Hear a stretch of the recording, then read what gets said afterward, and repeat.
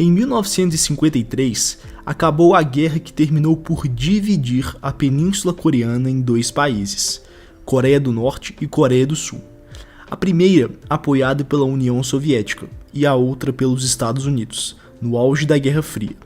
Alguns anos após esse conflito, a Coreia do Norte estava se saindo muito melhor que seus vizinhos sul-coreanos e chineses, em questão de PIB per capita, crescimento e qualidade de vida. Além disso, com muitos recursos naturais, o país se encontrava em uma ótima posição para se tornar um grande exportador.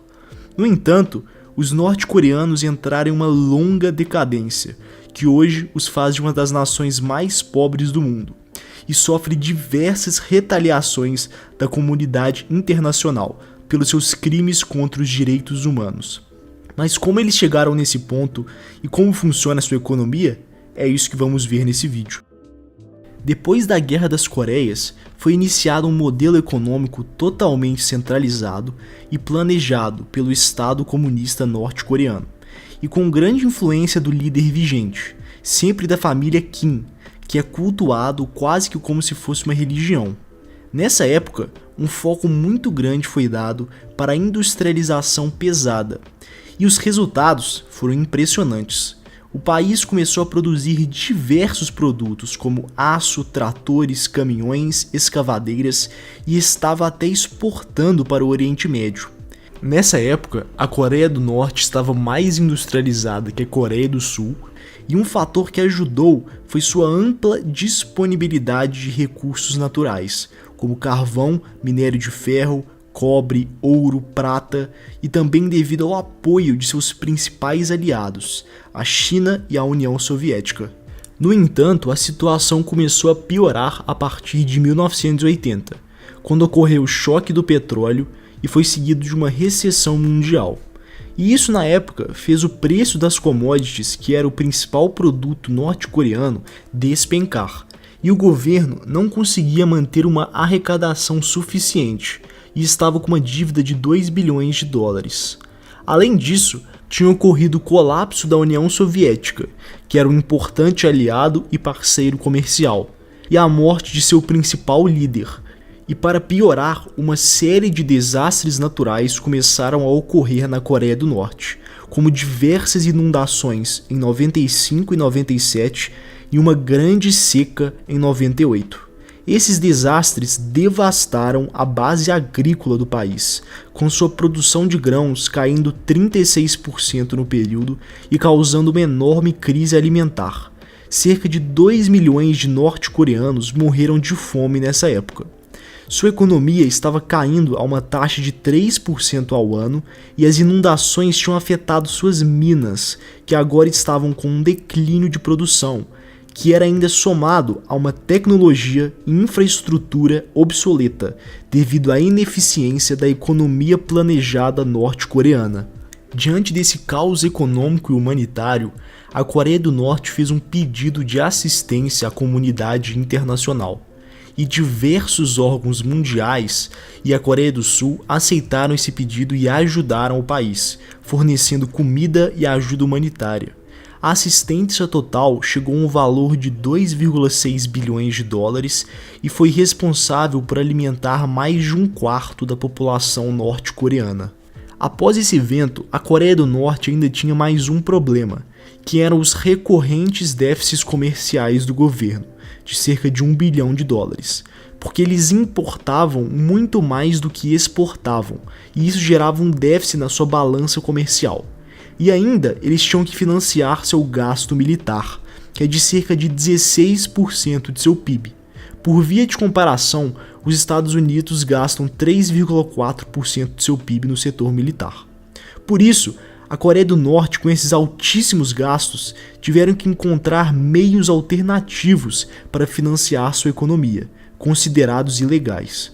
Por exemplo, em 2001, eles arrecadaram cerca de 580 milhões de dólares somente com a venda de mísseis balísticos para países do Oriente Médio. E é estimado que a venda de mísseis de pequena e média distância gere anualmente para os norte-coreanos cerca de 1,5 bilhão de dólares. E somado a isso, oficiais do governo americano estimam que eles arrecadem entre 500 milhões e 1 bilhão de dólares anualmente com o narcotráfico, sendo a Coreia do Norte o terceiro maior exportador de ópio e o sexto maior exportador de heroína do mundo.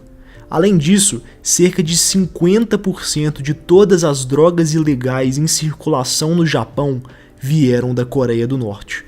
Vale ressaltar também que eles criaram algumas zonas econômicas especiais, como a Hajin Songbong, onde as trocas comerciais em menor escala seriam permitidas. Mas essa área acabou não dando muito certo economicamente, porque quase nenhum país quis investir nela, devido aos grandes riscos desse local, corrupção e a falta de uma infraestrutura minimamente satisfatória para exportação. A Zona Especial de Turismo Kumgangsan também foi desenvolvida, mas foi suspensa depois da morte de uma turista sul-coreana e não voltou mais a funcionar. Mas existem algumas regiões onde o turismo é permitido, como em Pyongyang, e o governo vem inclusive incentivando esse segmento, porque é um dos poucos que não sofreu sanções internacionais. Outro fator a se levantar é que na Coreia do Norte, os indivíduos são proibidos por lei de terem propriedade privada e empresas. Porém, na prática, o que acontece é que os norte-coreanos abrem restaurantes, lojas e pequenas fábricas em nome de empresas estatais. E isso acaba criando um pseudo-setor privado, que inclusive ajuda o governo norte-coreano a obter receitas, porque uma parte considerável do que essas empresas arrecadam é extraído para o Estado, já que elas são teoricamente estatais e, portanto, pertencem ao governo. Quando Kim Jong-un assumiu o poder em 2012 e anunciou a priorização do projeto de desenvolvimento militar nuclear, ele devastou ainda mais a economia norte-coreana, porque a comunidade internacional viu isso como uma grande ameaça e começou a promover diversas sanções comerciais ao país. Por exemplo, em 2017, quando pela Resolução 2397 do Conselho de Segurança da ONU foram banidas suas principais exportações, que eram carvão, minério de ferro e frutos do mar, e colocou-se restrição para o fornecimento de petróleo, máquinas, aparatos eletrônicos, carros e metais para a Coreia do Norte. Essas sanções sufocaram sua economia, que decresceu 3,5% em 2017 e 4,1% em 2018.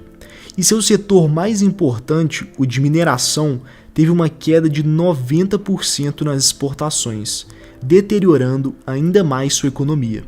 Além disso, o Japão suspendeu o comércio com a Coreia do Norte e a Coreia do Sul fez o mesmo em 2016. Com isso, hoje o principal parceiro econômico dos norte-coreanos é a China, do qual sua dependência comercial é de 95,8%. Ou seja, eles basicamente exportam tudo o que produzem para a China e importam tudo o que precisam dos chineses também. Atualmente, a economia da Coreia do Sul tem um PIB 54 vezes maior que o da Coreia do Norte, e os norte-coreanos se encontram em uma situação muito difícil economicamente, sem ter muito por onde recorrer. Se você gostou do vídeo, deixe um gostei aí embaixo, se inscreva, compartilhe e o Instagram do canal está na descrição. Muito obrigado por ter assistido o vídeo até aqui e até a próxima.